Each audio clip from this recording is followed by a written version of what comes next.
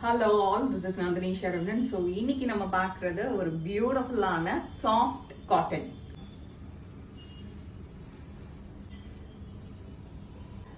Sorry ரொம்ப சாஃப்டாக இருக்கும், ட்ரஸ்ட் மீ, அவ்வளோ சாஃப்டாக இருக்கும். இது see this print.